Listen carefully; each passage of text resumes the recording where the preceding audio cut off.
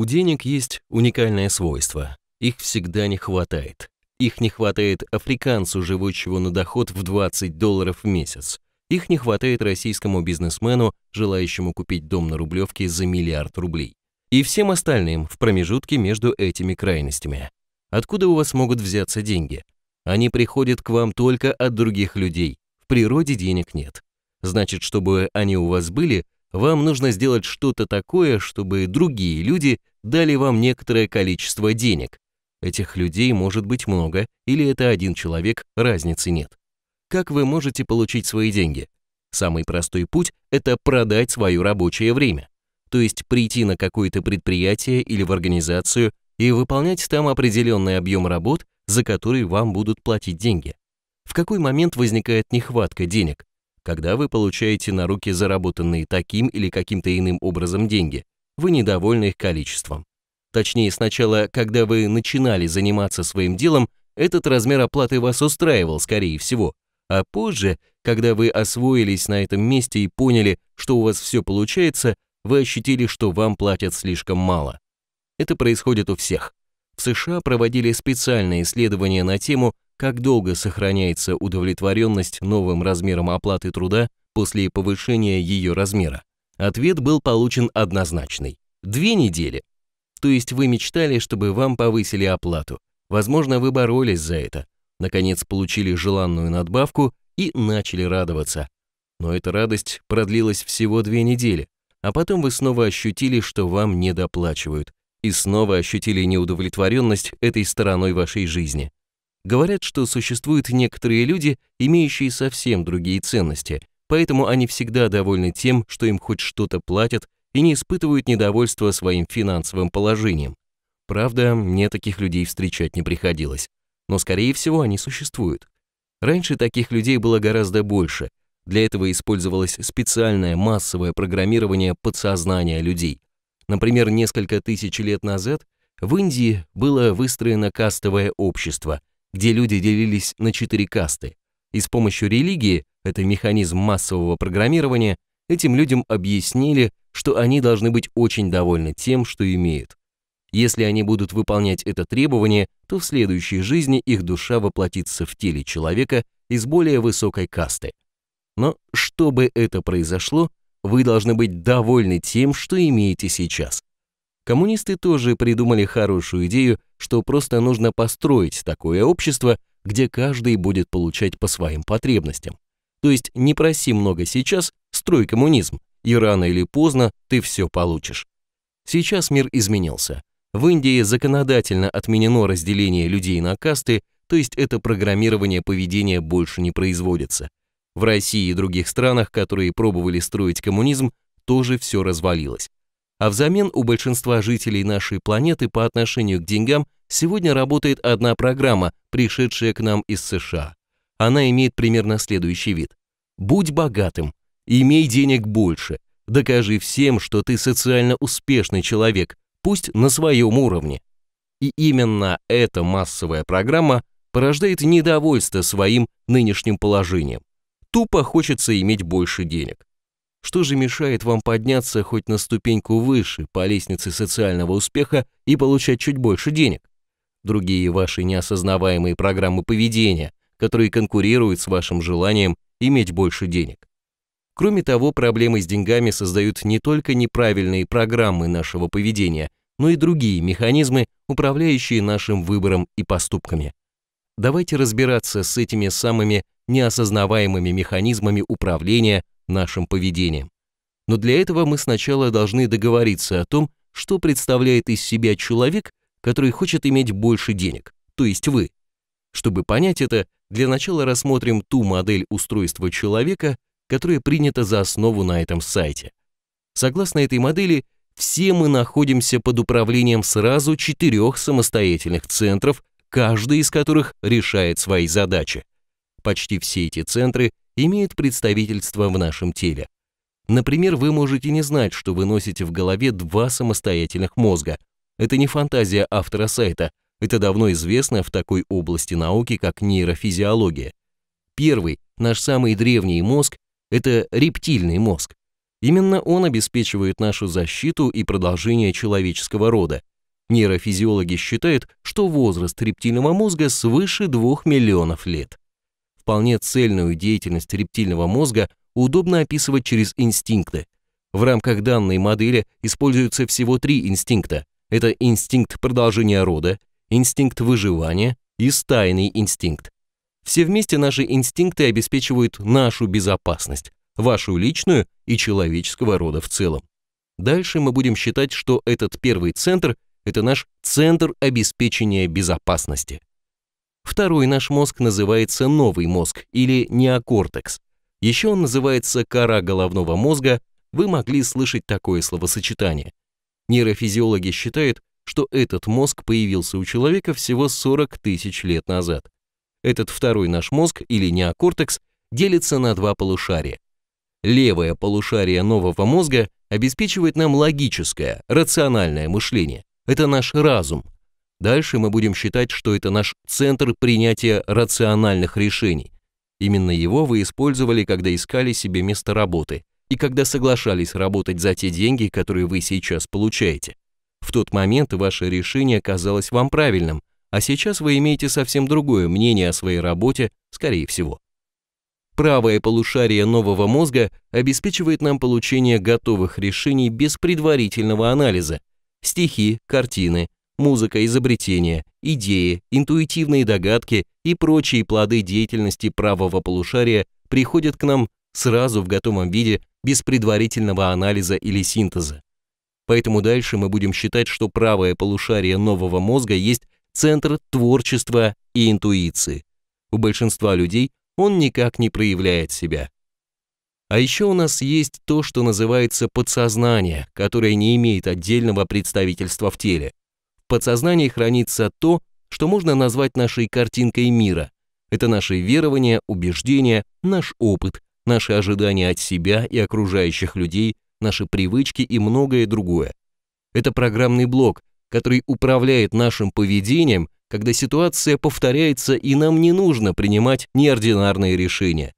На работе этот центр позволяет нам выполнять привычные действия, не напрягая себя мыслями о том, что и как нужно делать. Структура этого блока вполне понятна. Она подробно описана в книге «Открытое подсознание». Реализован он, как утверждают ученые, с помощью узлов нашей нейронной сети. То есть все мы имеем внутри себя огромное количество готовых программ поведения на все случаи жизни. Эти программы мы закладываем в себя в ходе нашего развития и воспитания. То есть мы когда-то загрузили в себя эти программы поведения и дальше бессознательно используем их в подходящих условиях. При этом мы не задействуем разум, то есть не оцениваем, являются ли эти программы поведения самыми лучшими в нынешней ситуации. Мы просто выполняем их, не оценивая их. Это 4-й центр управления нашим поведением в повторяющихся ситуациях. Назовем его «центр готовых решений». Примерно так мы устроены. Мы являемся биокибернетическими существами, действующими в основном по готовым программам поведения, плюс имеющими отдельный центр обеспечения безопасности и центр принятия решений в нестандартной ситуации. Естественно, это очень упрощенная функциональная модель того, что происходит внутри нас. Но тем не менее, она позволяет нам достаточно хорошо понять причины возникающих у нас финансовых сложностей. Давайте разбираться с тем, как при наличии такой сложной и вроде бы продуманной структуры принятия решений мы создаем себе недостаточное количество денег. Попробуйте понять, какой ваш внутренний центр принимал решение, когда вы устраивались на вашу нынешнюю работу. Причем не имеет значения, работаете ли вы за фиксированную зарплату или оплата идет у вас от выработки, или вы вообще фрилансер, который самостоятельно определяет цены на свои товары, например, на мед с вашей пасеки или на цветы из вашего парника, или на ваши услуги художника или целителя. Поиск места работы вы, скорее всего, проводили, используя ваш разум, то есть центр принятия рациональных решений, хотя так бывает не всегда. Иногда выбором места работы руководит центр обеспечения безопасности. Тогда вы будете выбирать самое безопасное место, например, работу в госорганизации, пусть за малую зарплату. А вот решением вопроса о том, сколько вы согласны получать денег за свои усилия, явно занимался ваш центр готовых решений. Точнее, та его часть, которая отвечает за вашу самооценку в деньгах. А что такое самооценка в деньгах? Это не более чем набор ваших убеждений о том, что вы из себя представляете, сколько должен стоить ваш труд и сколько денег вы можете потребовать для себя. А откуда берется эта самооценка? Это результат вашего воспитания и личного опыта. Что заложили в вас ваши родители, семья, друзья, ваше окружение, тем вы и руководствуетесь далее в жизни. Если в вас заложили убеждение о том, что деньги в жизни не главное, большие деньги – это опасность, главное в жизни – это любимая работа, для получения больших денег нужно иметь хорошее образование и связи, а у тебя этого нет, и подобные, то именно эти убеждения будут определять ту оплату труда, которую вы сами выберете для себя. То есть вы сами выберете работу, где вам предложат оплату труда, соответствующую вашей самооценке в деньгах, но соответствующую тому среднему уровню оплаты, который принят в том месте, где вы проживаете. Вы сделаете выбор и начнете получать некоторое количество денег, но скоро окажется, что ваши потребности возросли и денег вам не хватает. Вы вроде бы хотите повысить ваши доходы, но это не получается. Или получается, но плохо. Почему? Потому что вы ничего не сделали со своими убеждениями, определяющими вашу самооценку в деньгах. Они остались в вас, и они по-прежнему диктуют вам, сколько вы можете запросить за свой труд. Ваши убеждения о себе не изменились, и вы не видите оснований для увеличения размера вашей оплаты. Значит, для движения вверх по карьерной лестнице на работе или в вашем личном бизнесе вам сначала нужно как-то отредактировать ваши убеждения о том, сколько должен стоить ваш труд, то есть убрать те внутренние тормоза, что не пускает вас подняться выше по лестнице социального успеха. Вы это и делаете, когда повышаете свою квалификацию, например, получили очередной сертификат и почувствовали, что теперь вы стоите дороже, и начинаете разговаривать с руководителем немного другим тоном. Он чувствует ваши внутренние изменения, и если у него есть такая возможность, повышает вам оплату труда. Бывают люди, которые в ходе воспитания не загрузили себе в центр готовых решений разного рода ограничивающие убеждения по теме денег. Они реально хотят сразу всего и много. Если они настойчивы и обладают рядом других нужных качеств, то они добиваются многого. Если у них нет возможности получить желаемое там, где они родились и живут, они легко переезжают туда, где есть хотя бы потенциальная возможность получать больше. Например, огромное количество людей переезжает из маленьких городков и сел в большие города, где вращается больше денег, а другие едут за деньгами туда, где их труд ценится дороже, например, на север или в другую страну. Но раз вы смотрите это видео, то это не вы. Ваши внутренние тормоза не пустили вас подняться высоко по лестнице социального успеха. Либо вы поднялись и зарабатываете больше денег, чем получают люди в вашей местности. Вам хочется подняться еще выше, но что-то не пускает вас. Это ваши внутренние тормоза. Значит, эти тормоза нужно убирать. Как это сделать? Здесь вы должны понимать, что для достижения успеха, кроме больших амбиций на деньги, вы должны обладать рядом других качеств, таких, чтобы люди захотели отдать вам свои деньги. И в каждом случае это должны быть разные качества. Если вы идете в торговлю, то вы должны быть коммуникабельны и любить сам процесс продаж, получать от него не только деньги, но и удовольствие.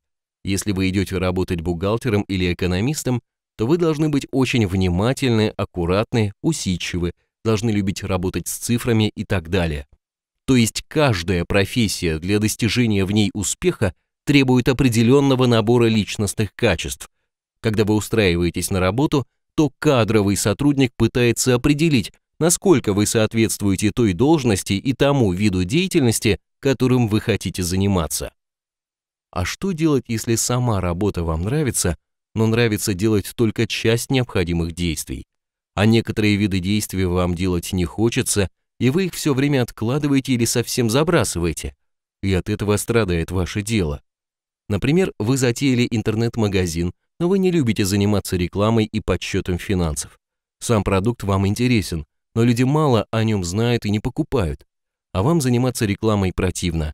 Все, ваш магазин быстро обанкротится. Можно ли изменить эту ситуацию? Можно. Вам нужно открыть у себя нужные для достижения успеха качества, любовь к занятиям рекламой и маркетингу, интерес к учету и планированию финансов и так далее. Сами знания по этим видам деятельности вам придется получать отдельно на каких-то учебных курсах. Но если вы будете ходить туда с интересом, то отлично все усвоите. А если бы вы себя не изменили, то есть продолжали бы испытывать отвращение к рекламе и маркетингу, то никогда бы не пошли учиться на них. Или в силу обстоятельств пошли бы учиться, но все время испытывали бы недовольство тем, что вы вынуждены делать. И ничего полезного из этой учебы не получили бы. Так масса людей ходят на корпоративные бизнес-тренинги, но полезные знания и навыки для последующего использования выносят оттуда только единицы. Если вы понимаете все эти внутренние механизмы управления нашими желаниями и интересами, то можете ли вы что-то сделать с собой сами? Самостоятельно открыть у себя новые интересы и склонности можно. Конечно, это не совсем просто, нужно приложить усилия. Но для получения денег всегда требуются усилия. И чем больше денег вы хотите, тем больше разных усилий требуется, в том числе усилий по изменению себя, по повышению квалификации и открытию у себя необходимых вам качеств, если вы не получили их в ходе своего воспитания.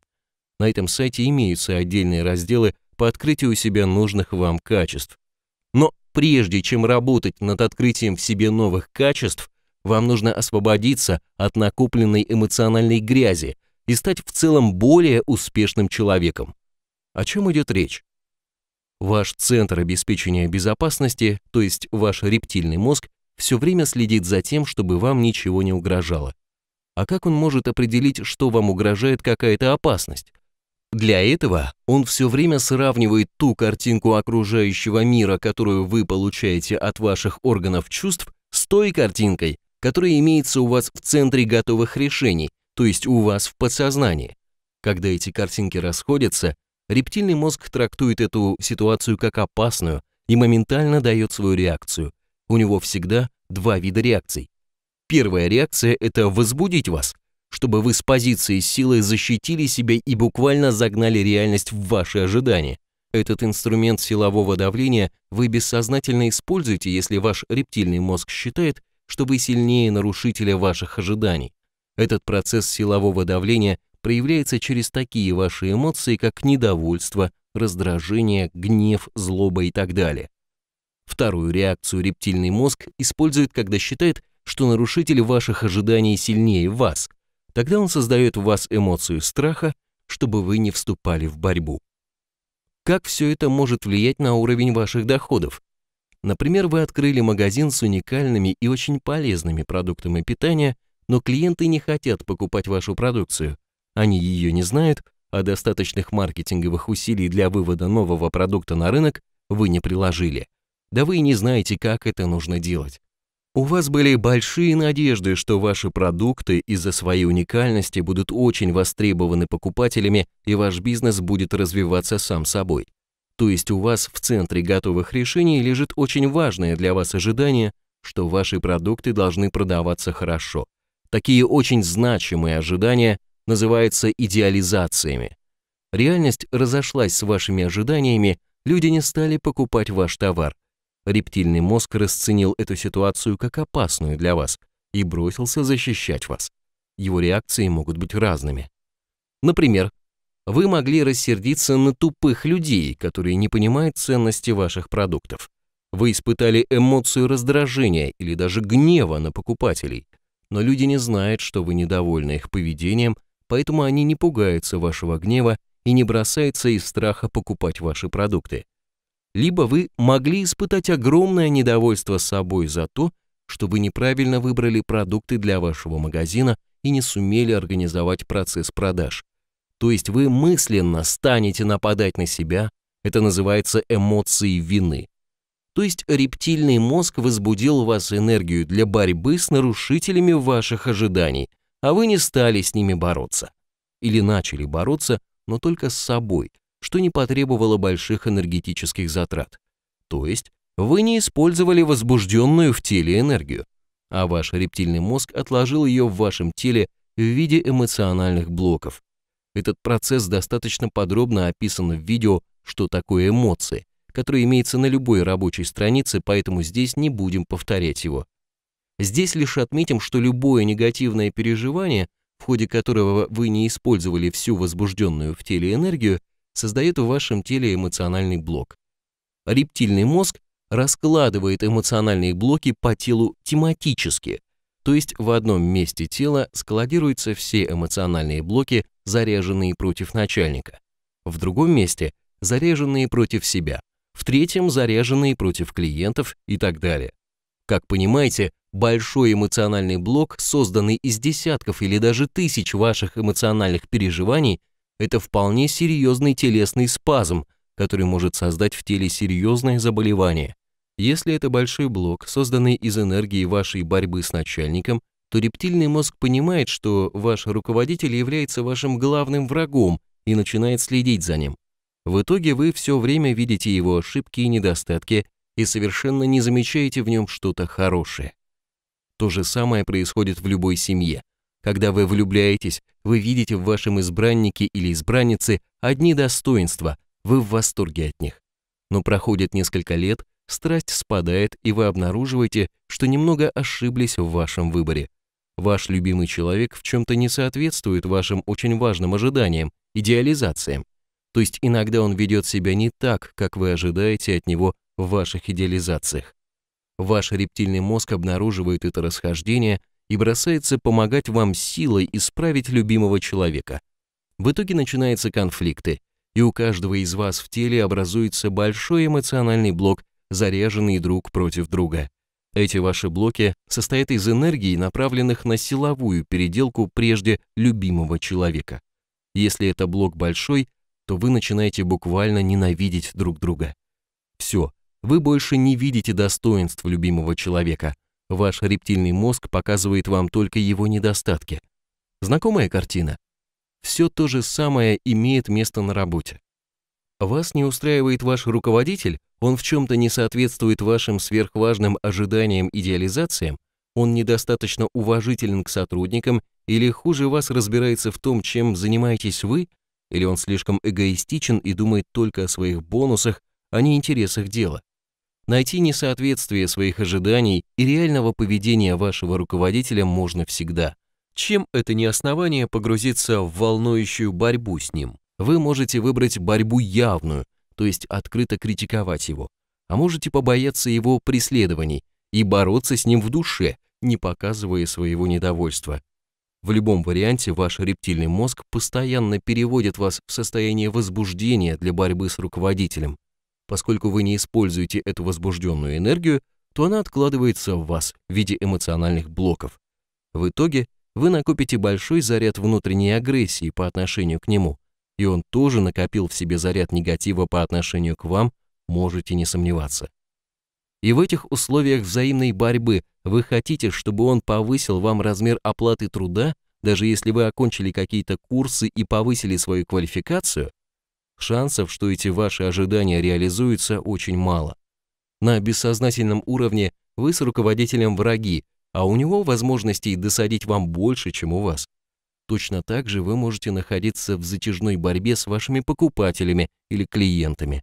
Они достали вас своей тупизной, занудством, жадностью и хамством, значит, у вас образовался в теле большой эмоциональный блок, заряженный на борьбу с ними. Они подсознательно ощущают исходящее от вас недоброжелательство и стараются как можно меньше общаться с вами. И так далее. На работе мы постоянно находимся в отношениях с множеством людей, с руководителем, коллегами, поставщиками или покупателями, с подчиненными, если они у вас есть. Они все могут в чем-то не соответствовать избыточно важным для вас ожиданиям, то есть вашим идеализациям. Поэтому ваш рептильный мозг постоянно защищает вас, переводя вас в возбужденное состояние.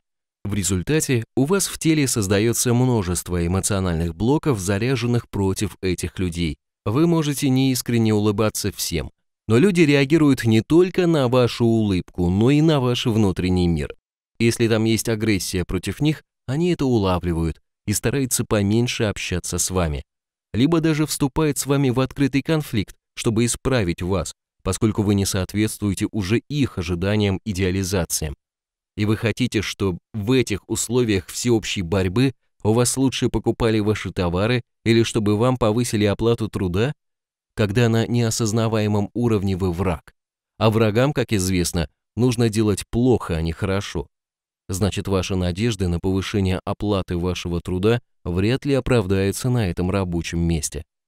Следовательно, что нужно сделать, чтобы вы вышли из бессознательной борьбы хотя бы с теми людьми, от которых зависит уровень оплаты вашего труда?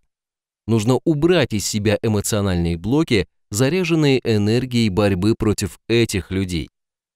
Для этого вы убираете внутри себя блок, заряженный против вашего начальника, например.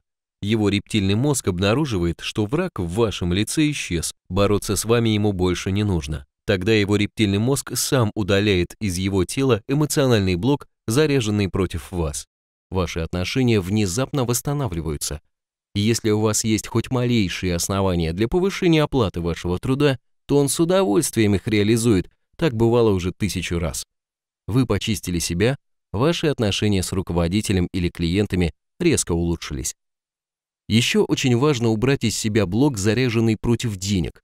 Скорее всего, у вас не было сильных переживаний, связанных с потерей больших сумм денег, но были тысячи мелких внутренних протестов, когда денег не хватало на важную или нужную покупку, когда нужно было отдавать долг или кредит, когда хотелось помочь близкому человеку, но денег на это не было. Все эти мелкие переживания сложились в один большой эмоциональный блок, настроенный на борьбу с деньгами. Его тоже нужно обязательно убрать. Иногда после такой чистки случаются микрочудеса. Вам возвращают давно забытый долг, выплачивают неожиданную премию, делают дорогой подарок. К сожалению, это бывает только один раз. Дальше деньги нужно зарабатывать. Все то же самое происходит, когда вы убираете из себя эмоциональный блок, заряженный на борьбу с клиентами или покупателями. Они перестают ощущать исходящую от вас недоброжелательность и начинают с удовольствием пользоваться вашими услугами. У риэлтора вдруг начинают покупать квартиры, у страхового агента страховки. В магазине покупатели будут стараться сделать покупки только у вас. Даже в интернет-магазине увеличиваются покупки, хотя там вы напрямую не взаимодействуете с клиентами. Как убрать из себя эмоциональные блоки? Для этого существует множество практик, вы найдете описание некоторых из них на рабочей странице этого раздела. Самая сильная и самая быстрая практика – это эффективное прощение. Она используется в зоне 3 рабочей страницы. Самое подробное описание этой практики вы можете посмотреть в разделе 11 «Инструменты. Делаем внутреннюю чистку» на главной сайта. Для использования этой техники существуют ограничения по здоровью, просим не нарушать их. То есть для увеличения ваших доходов на нынешнем месте работы вам нужно сделать 3 шага. Убрать из себя эмоциональные блоки, содержащие в себе энергию борьбы с людьми, от которых зависит оплата вашего труда. Поработать со своей самооценкой в деньгах, то есть ощутить, что вы достойны большей оплаты. Для обоснования вашей новой самооценки для окружающих неплохо бы что-то сделать. Например, как-то повысить свою квалификацию.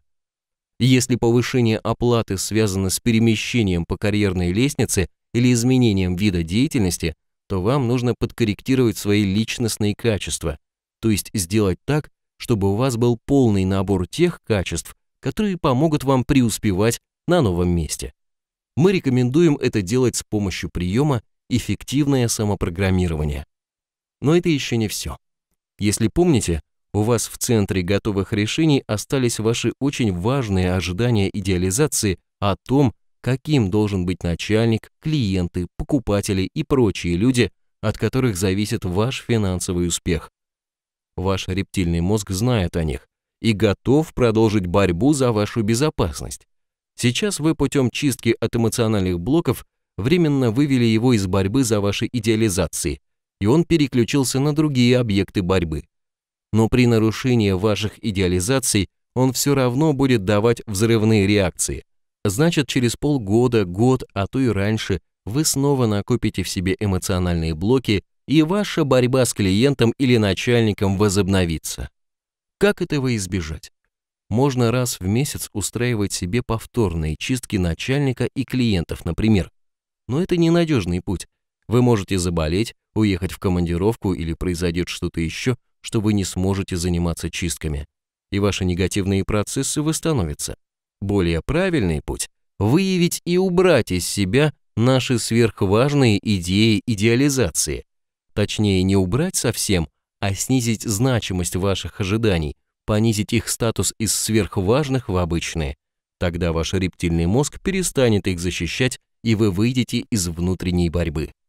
Например, раньше вы боролись со своим начальником, поскольку он нарушал очень важное для вас ожидание о том, что нельзя иметь любимчиков, нужно относиться ко всем сотрудникам одинаково. Или, например, что начальник не должен думать только о себе, а должен быть внимателен ко всему коллективу. Или что он не должен повышать голос на подчиненных и оскорблять их. Или что-то еще из этой серии, каким должен быть начальник в вашем понимании. Теперь вам нужно понизить значимость этих ожиданий. Это несложно делается с помощью техники эффективное самопрограммирование. Вы закладываете себе в подсознание новое убеждение типа «Отныне я спокойно реагирую на любые слова и поступки моего руководителя. Отныне я позволяю ему выражать свои мысли любым удобным для него образом.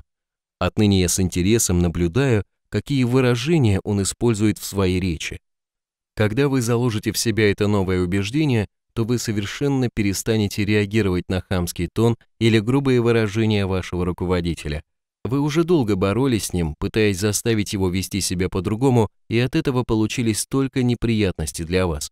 Сейчас вы выбираете спокойно и отстраненно относиться к тем словам, которыми он выражает свои мысли, или к тем поступкам, которые он совершает.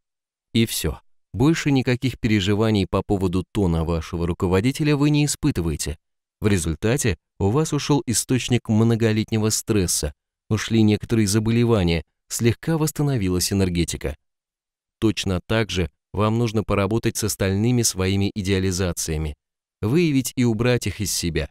И тогда окажется, что у вас много энергии, которую вы приложите к увеличению своих доходов, и у вас все будет получаться, поскольку вы стали позитивным человеком. Ну а дальше вам нужно предпринимать реальные шаги по увеличению ваших доходов. Скорее всего, вы уже пробовали что-то делать, и у вас ничего не получалось.